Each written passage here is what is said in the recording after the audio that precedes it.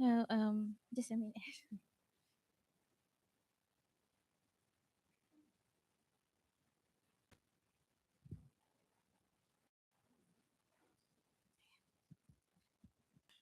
السلام عليكم ورحمة الله وبركاته.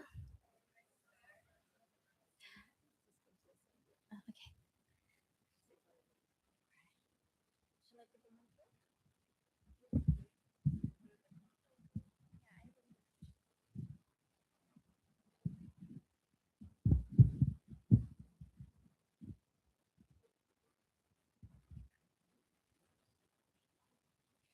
Okay, one more time. Assalamu alaikum wa rahmatullahi wa barakatuh.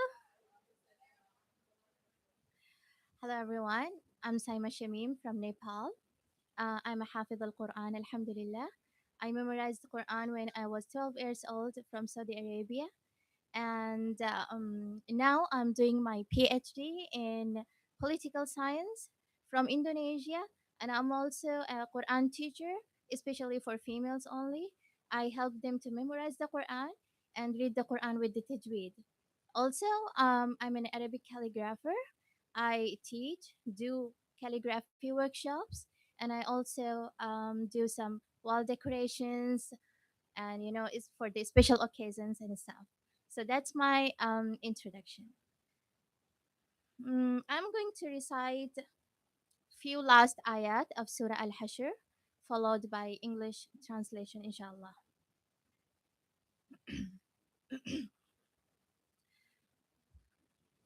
أعوذ بالله من الشيطان الرجيم. بسم الله الرحمن الرحيم. يا أيها الذين آمنوا اتقوا الله ولتنظر نفس ما قدمت لغد واتقوا الله إن الله خبير بما تعملون.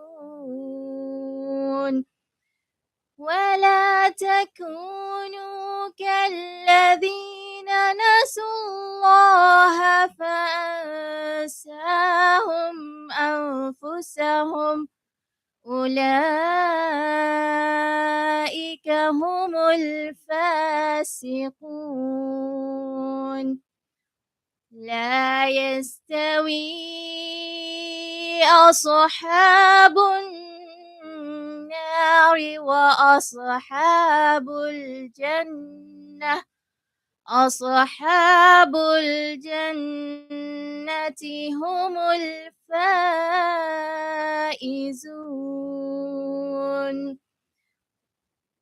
لو أنزلنا هذا القرآن على جبل لرأيته خاشعا متصدعا من خشية الله. وتلك الأمثال نضربها للناس لعلهم يتفكرون. هو الله الذي لا إله إلا هو عالم الغيب والشهادة هو الرحمن الرحيم. هو الله الذي لا إله إلا هو الملك القدوس السلام المؤمن المهيمن العزيز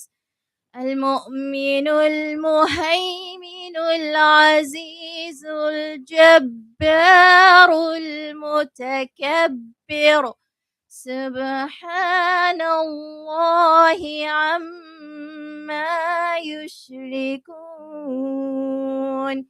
هو الله الخالق البارئ المصور له الأسماء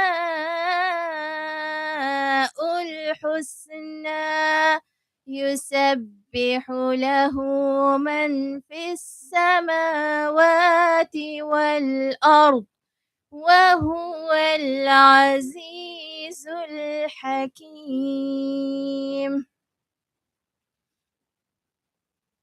Allah says, O you who believe, fear Allah and let every soul look to what provision He has sent forth for the morrow. You all fear Allah, for Allah is well acquainted with all that you do. And be you not like those who forgot Allah, and He made them forget their own souls. Such are the rebellious transgressors. Not equal are the companions of the fire and the companions of the garden. And indeed, it is the companions of the garden that will achieve the felicity. Had we sent down this Quran on a mountain, you would have seen it humble itself and cleave asunder for fear of Allah. Such are the similitudes which we propound to men that they may reflect. Allah is He, than whom there is no other God, who knows all the things, both secret and open. He, most gracious, most merciful. Allah is He, than whom there is no other God, the Sovereign, the Holy One, the source of peace and perfection, the guardian of faith, the preserver of safety, the exalted in might, the irresistible, the supreme. Glory to Allah. High is He above the partners they attribute to Him. He is Allah, the Creator, the Evolver, the Bestower of forms or colors. To Him belong the most beautiful names, whatever is in the heavens and on earth. Both declare His praises and glory, and He is the exalted in might, the wise. Thank you.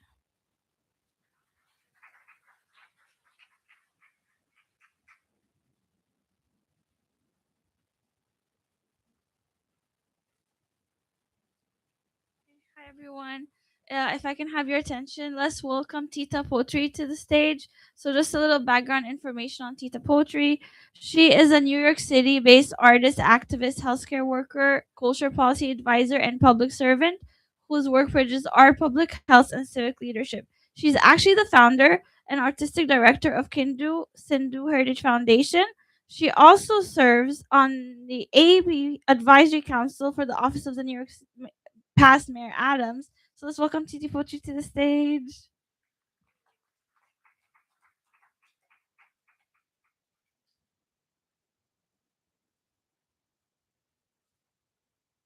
Assalamualaikum warahmatullahi wabarakatuh.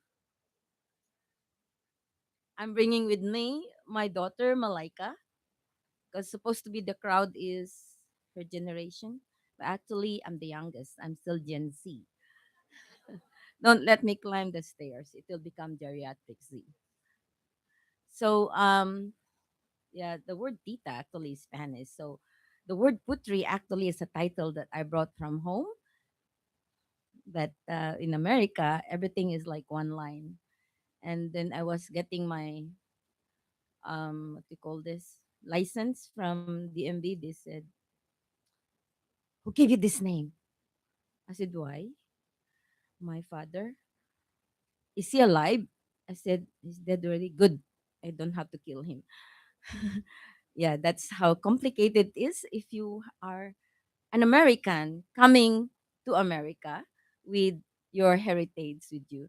So my name is Putri Rangkamanis and I have Malaika, which is almost Malika. Her Quran teacher said, "Why your name is plural?" So I have 10 minutes. You have to warn me because I'm from legends, epics, and myths, and an indigenous tradition bearer, storyteller, that I can tell you my epic and chant it for 7 days and 7 nights. So if you want to stay here, So I don't have a script. I'm from a oral tradition, but in New York, we just came from Ramadan, right? Especially the last 10 nights, it's itikaf. And I'm so excited with that itikaf because since childhood, that was that's always what I'm looking forward, because when you're a child, you're always told, go home, sleep, go sleep. But during Ramadan, during itikaf, that's your time. And up to now, I have that glow that I always look forward. So, therefore, I have so much bags with me. Today, my story, my script is inside that bag. You have to tell me which chapter of my story you want to hear. Okay, how about the bag? You want to know? Nurse, right? I have stethoscope too. Don't ask me to take your blood pressure. Do you remember this in the newspapers just during Ramadan? Right? Yeah. So I came from the Philippines in 1990. I was recruited there at the height of HIV/AIDS. During the time, uh, just like COVID, right? Don't know the solution.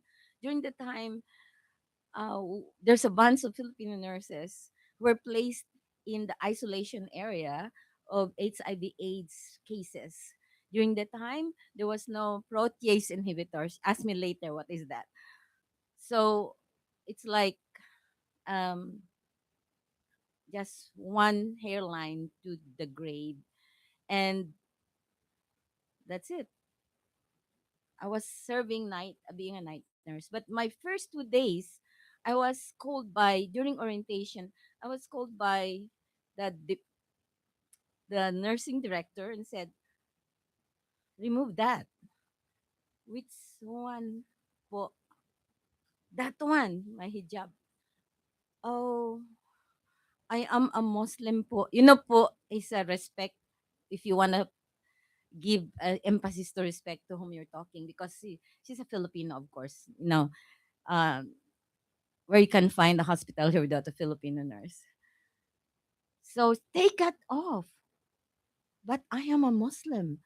No, you're a Filipino. I am a Muslim po. No, you're Filipino. Take that off. So in my mind, oh my God, I haven't started working yet. I didn't get my green card yet. I'm still on H1 visa. And you're gonna send me home because of my hijab. During that time, there was no cultural competency in the hospitals. So what I did is night nurse to be invisible, and I have to wear operating room cap. You know that? Then one day, I saw this nun because it's Cabrini Medical Center, and I followed her. Sister, what are you doing? She said, "Oh, I'm a chaplain. I want to be a chaplain. Can I wear that too if I will be a chaplain?" Yeah. I said, okay, I can wear my hijab. So I went to study CPE in the same hospital for 4 years and a half, so that in the process, I can wear my hijab when I am a chaplain, and eventually people just get used to me wearing hijab. Okay, that's the nursing part. Anything else about nursing? Okay, this one is a malong. If you notice, it's different from my dress, right? This is called malong or sarong. You're familiar with that among the Indonesians. So it is in a wall. It's a hand woven of the Muslim women in the village of the Maguindanao. What I am wearing is landap, and this is an embroidery of Muslim women of the Maranao people, or people of the lake. That is where I came from. Later on, we're gonna share with you as a movement. I don't want to call it dance. A movement that tells the story of a woman. Yeah, that's the English translation, that dance. So, oh, you want this later? I don't have to tell much story about this, right? I'll just display it here. So, Um, when I was new here and serving as nurse for the HIV/AIDS patient, I was so afraid that my children will be cut off from the tradition where I grew up with. I came from the heritage before the word Philippines came from. 4th to 10th century, Philippines is part of the Malayo heritage. It's now became Indonesia, Malaysia, and South Thailand. So Malayo heritage, it means the 4th to 10th century is where the word putri came from. Anybody who knows know what is putri here? Yes, louder. So it means it's a Sanskrit word for daughter. And among us Malayo people, it became a title like Miss, or mostly if you come from, um, my father was an old sultan. So your name is Putri. And also you're very familiar that it's carried among Indonesians and Malaysians. So um, I'm supposed to teach you a word.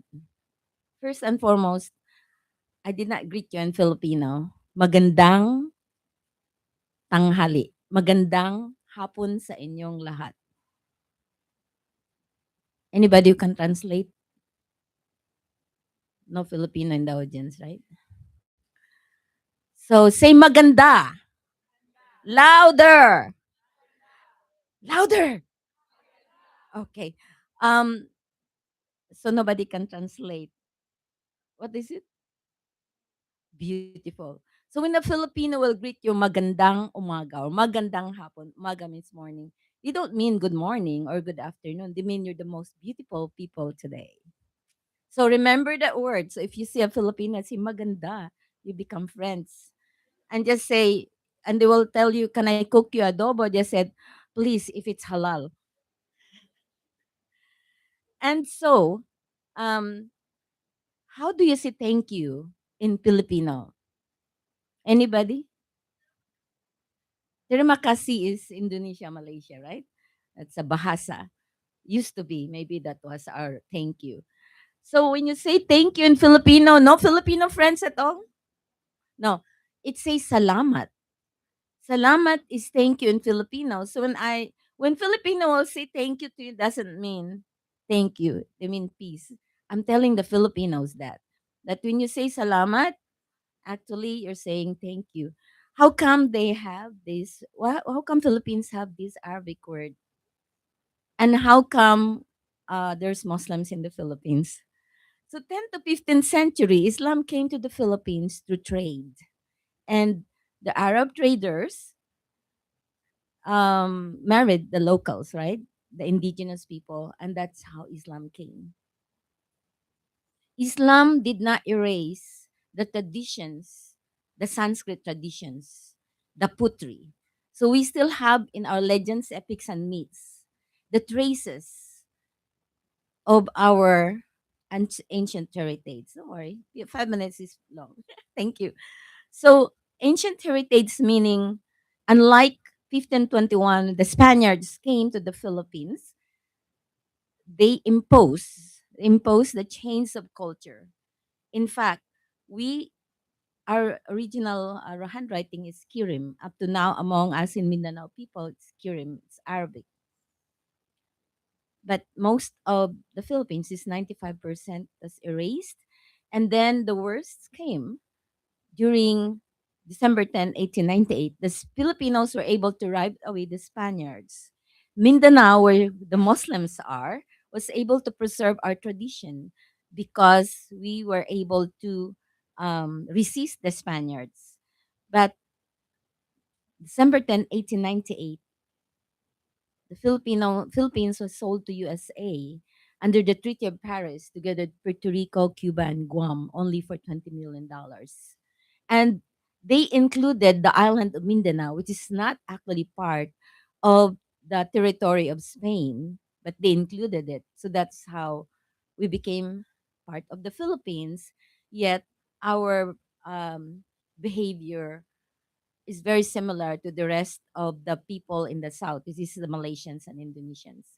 So Malaysia became Malaysia in 16th century because the British took Grab Islands and named it Malaysia, and the Dutch Grab Islands and named it Indonesia, and the British was Malaysia. And then South Thailand became part of Thailand. Now, um, how many minutes? Okay, we're gonna 3 minutes. 3 minutes. Okay, I'm gonna give you this movement. Come on, everyone. This is rain. Take a deep breath. This is ocean, and this is bubbles from the sea. Bubbles from the sea, it evaporates to the sky, it falls to the right, it goes up to the left. All right. And this is in the ocean, you have big fish. Can stand up. Big fish. Come on, shoulders square. You will remember this movement, so you will agree with me later that you have all the time up to 5 p.m. All right. That's a big fish. Small fish. Small fish. Why fish? Why fish? Piscato. What is it in Arabic? Samak. Why fish are the most intelligent animal in the whole world? Why? Because they travel in schools, right? Why are they afraid of the Wi-Fi? Because of the net. All right, we'll go there more. Oh, one more. It's like this. What is this? This is the your your cervical spine is telling us the story of the turtle. All right, let's take a deep breath, and I'm gonna share with you this movement where Malikah is actually an engineer at Department New York City DOT. So she told me today be early because there are roads that are being repaired by the mayor.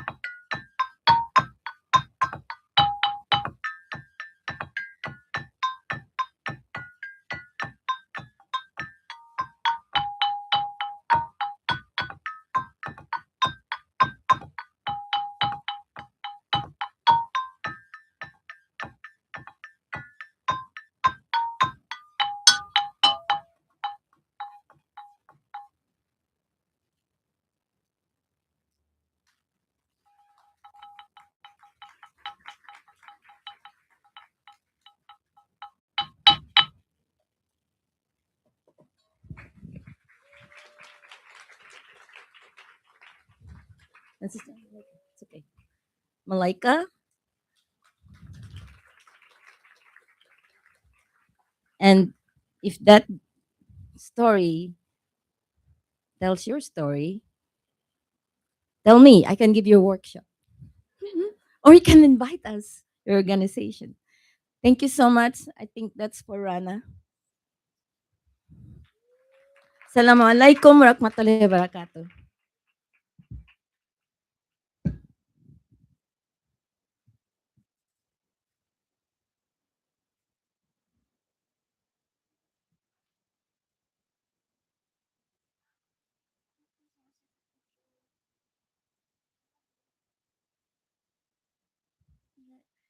Hi everyone. Next up, we have one of our poets, Meha. So, just to give you guys a little background information, Meha is a storyteller and spoken word poet. She's unapologetic in her identities as a Muslim and a woman. Her debut poetry book, The Pomegranate is a Grenade, will be published in September 2026, so keep your eyes out for it. She hosts a writing workshop in New York City called Anyone Can Write, encouraging all to put pen to paper. Meha has attended the Aspen Institute Summer Words Writers Conference in Poetry and Tin's House Winter Workshop. She grew up in Dearborn, Michigan, and now lives in New York City. So let's all welcome Meha to the stage.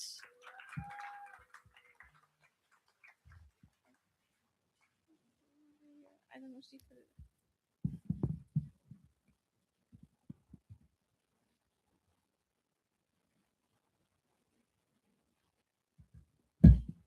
Hello, everybody. Assalamu alaikum. That's better. Is anybody here from Dearborn, Michigan? No, just me? Okay. Well, I've been in New York now for almost 10 years, so I feel like a New Yorker. This is a very special day for me because it's the first time I've ever seen my book. I just got it in the mail. Thank you. Neda mentioned, but this will be out in September, inshallah. So this is like the first copy. If you guys don't mind, I'm going to read a few poems for you from the book. This first one is a question that I was often asked by white American women before I wore the hijab.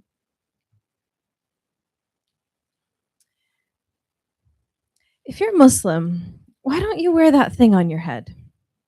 They say if you're Muslim, as if not wearing it erases my years of practicing Islam. I tell them it is called a hijab, an Arabic word, a religious obligation, a piece of cloth that has followed me my whole life. From imitating my mother by perfectly pinning it around my head to the idea of keeping it on forever. I tell them what my mom taught me, that everyone wears it at a different time and it is not yet my time, that it's a decision I have yet to make. I've had this excuse lined up since I was 12, but now I am 20 and the words have worn out in my mouth. My friends ask again, but the question doesn't bother me as much as my response does. And I say, I don't know. I think it is more than a piece of fabric. I think there is a feeling that comes along with the commitment. To me, the hijab looks like commitment, like fulfillment, like a spotlight, and I was not created for the stage. I mean, I'm still learning my place on this stage, learning how to speak for myself before I speak for all Muslims. Without the hijab, I am fortunate enough to look white. My mother tongue will only come out if I decide to let it. Unlike the way others can't control their discrimination by race, I'll be honest. It's not easy being Muslim in America. It's not easy being told you are incomplete because you are uncovered or you are dangerous because you are covered. I don't know why choosing modesty is incorrectly translated to being controlled or oppressed. We Muslims are not the ones oppressing Muslims. It's a source of empowerment. I am bilingual, but I don't know why Muslim means terrorist in your language. Maybe I don't want to be called a terrorist walking home from class. Maybe I don't want to be harassed for dressing every part of my body. Maybe I am afraid of what this world has created. I am choosing to live in my own. Maybe you think I'm not Muslim enough. But now I know I have always been enough. I'm okay with not fitting into your definition. There's no formula for believing in a God, no equation for worship and prayer. I am no longer afraid. I am proud to be seen as Muslim first. I walk into the room, I am Muslim. I say hello to you, I am Muslim. I give you a compliment, a critique. Anything I say, I am Muslim. Public, unapologetically, as loud and as far as my voice can carry. Thank you.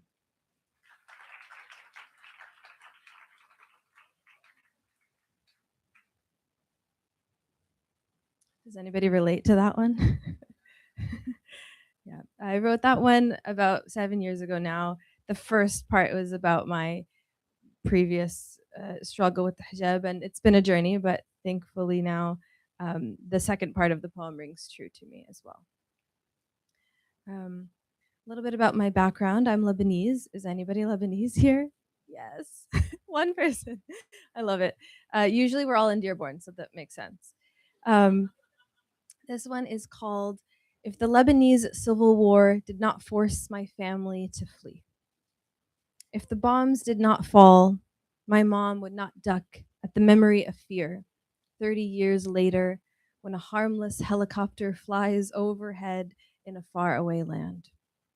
If the loud noise wasn't silencing, maybe my mother would still have a voice. My parents would still be in Lebanon, having never met. My mother continuing her art career in Beirut, not very far from where my father could have stayed, in his family's house, instead of leaving them behind in exchange for a college education in Ohio, for money to be sent back, for hope to be held onto, and maybe I would not have been born, and maybe I would have been okay with that, if given the chance for my parents to not have to evacuate, to never go back to their home, to learn my home through them, the Arab and Americanness of growing up as half and half, but never complete. My Arabic wouldn't be broken, it would be whole. We would not be finding similarities in California's climate, the mountain silhouettes similar, the salty ocean air smelling identical, the cedar trees just like our flag. I wouldn't have to explain to people where my parents are from because they would know, and I would know too. If the war did not conquer, if my parents survived, if they lived in Beirut for the last 30 years, separately or together, would the explosion of 2020 have taken their lives, pushed them out of a place they were never meant to be? Thank you.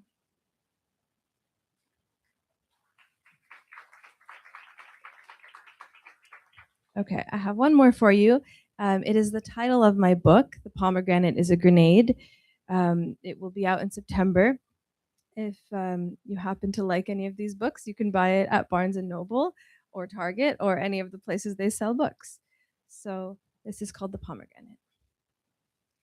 And I'm not going to read it because I know it.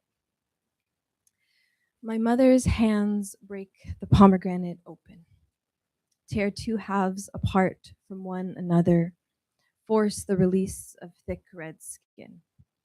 In another language, Granada is pomegranate. The pomegranate is a grenade. The grenade breaks a mother's hands open, tears two hearts apart from one another, forces the release of thick red skin. In another language, pomegranate is romen. Romen is pomegranate or shell, protective covering or explosive artillery, meticulously designed for thousands of metal shards to fly towards the target. Each fragment of the romen has tiny seeds you don't want to miss. The fragmentation grenade is known for tearing apart limbs you will surely miss. In another language, Granada is pomegranate, pomegranate is Granada. In every language, we are being killed. Not the we sitting at the table here. The we sitting under the tent in the rain, starved from pomegranate and its sweet juice. We devour each Granada, swallow the red beads of the romen into our stomach, pick the seeds from our teeth, and a boy in Palestine picks up the intestines of his relative off the ground and into a plastic bag. Juice is everywhere. Blood is everywhere. Hands are red and sticky, hands stained red with blood. This prophetic fruit, a healing power from the gardens of paradise, became the model for gunpowder seeds and grenade shrapnel. Grenade shrapnel is also known as military confetti, but I must have missed the celebration. My mother holds 15 grenades awaiting my arrival. She stands at the door to greet me. A mother holds 15 grenades awaiting her son's arrival. The family stands at the door to greet him. He does not arrive. Thank you.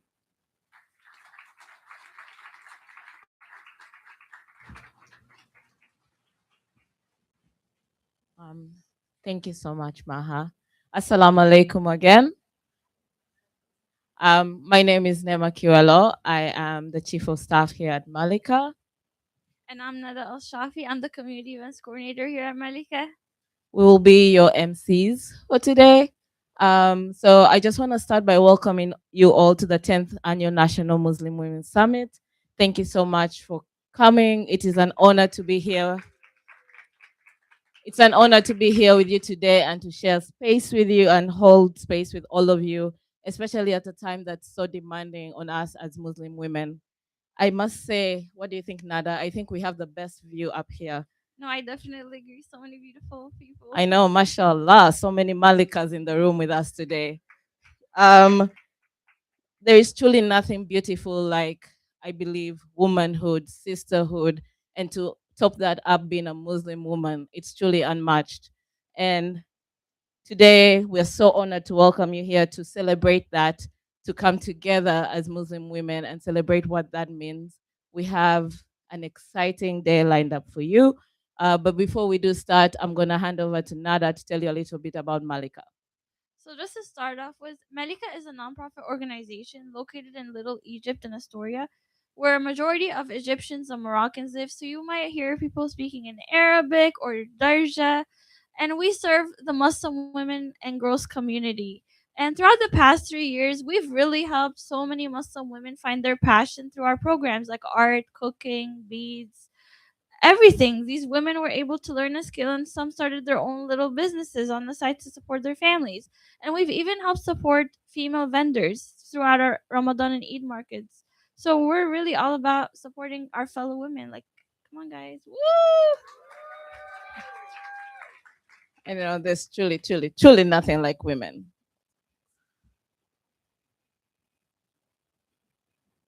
Oh. So here's why we host a summit every year.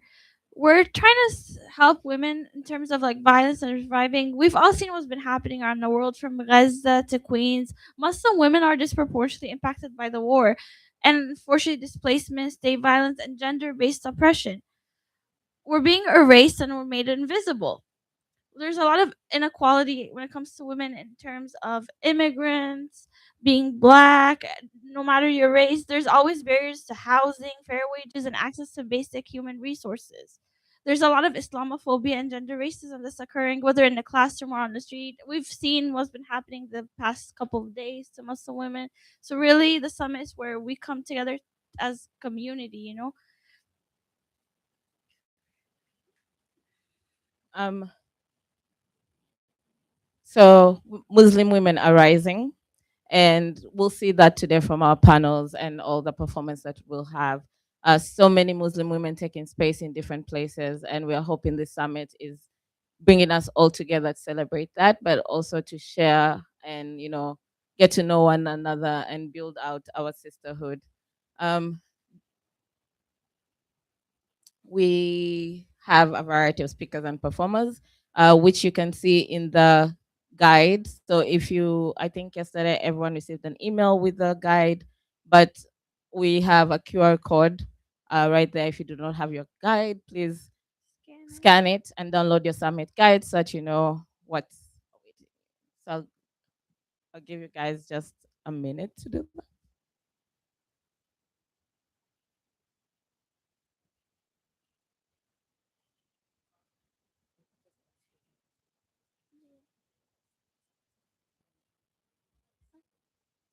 So while we're doing that, I just want to take a minute to shout out our wonderful sponsors who we wouldn't have been able to make this without.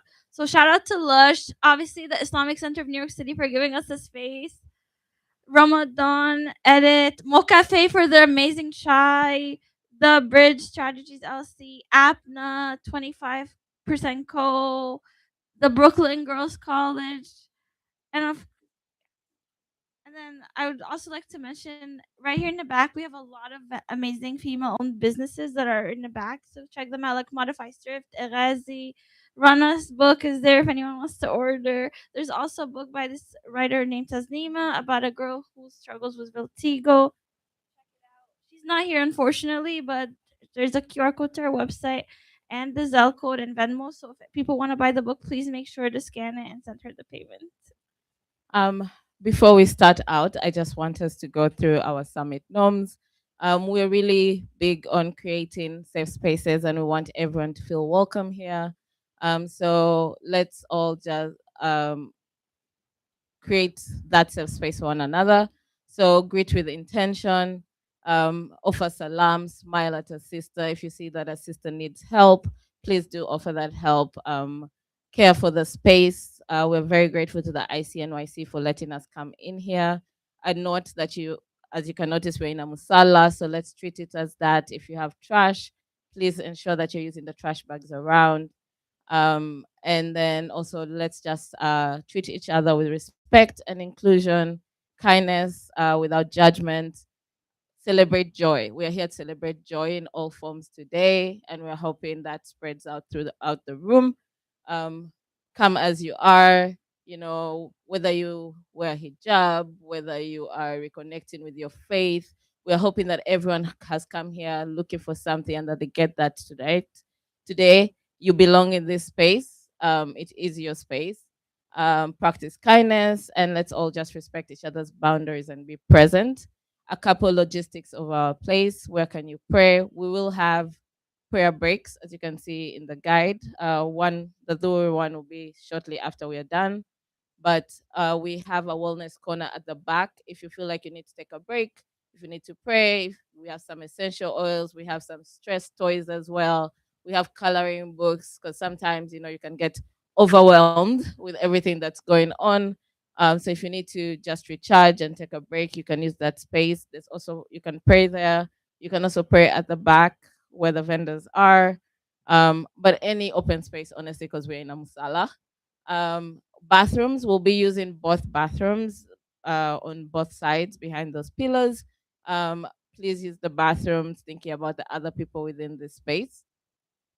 And then also, we have lovely vendors, but please ensure that when you're at the vendor space, you we note that sound does carry. So because it's an open space, and also maybe within the breaks and all that is a time to utilize to go into the vendor space. Um, we have snacks, snack table and drinks out there, and so feel free. Those snacks are out there for you. So in the middle of this, if you do need snacks, just feel free to stand up and go and grab some. Yeah, and I was gonna add when we do go get food or drink, please guys make sure to like not spill. And if like anything does happen, let us know right away because we do want to keep the space as clean as we found it. Yes, we will have dinner at 7, but right now I think there is some chai and samosas. I know the people who came in later were grabbing some, but for the rest during the prayer break, please feel free to go and get that. And yeah, the snacks during the day. Be present in the space and amplify our space. Tag us at We Are Malika. We have a photo booth for you back there. So, you can go use the photo booth, take photos with your friends, but we really want everyone to come together and just have fun and enjoy this time together. And just in case you don't eat samosas, there's also chips and some dates in the back for snacks. So feel free to take from those as well. Okay, before we go for our prayer break, we're gonna do a quick icebreaker um, community building activity. So if we could just stand up.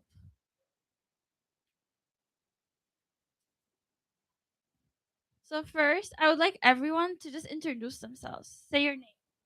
To the person next to you, the person behind you.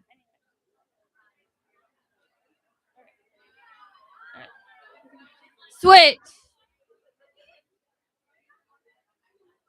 Okay. Hello, if you can hear me, clap once. If you can hear me, clap twice. Okay. So Nada and I will be calling switch. So when we say switch, switch around the room and talk to someone you haven't talked to. So switch.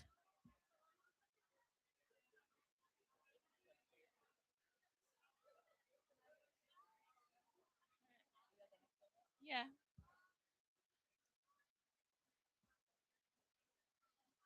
Okay. If you hear me, clap once. Now, turn to someone else you haven't spoken to yet and talk what brings you to the space. So to someone else that you haven't talked to, please talk about what brings you to this space today.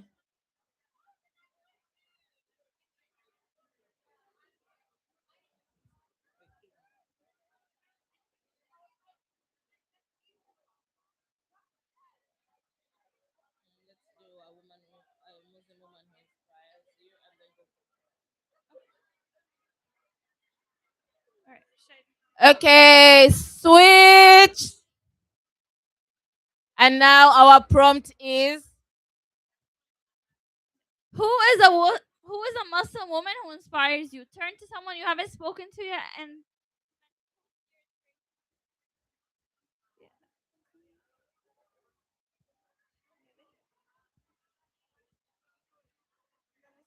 oh, we just shared back, right?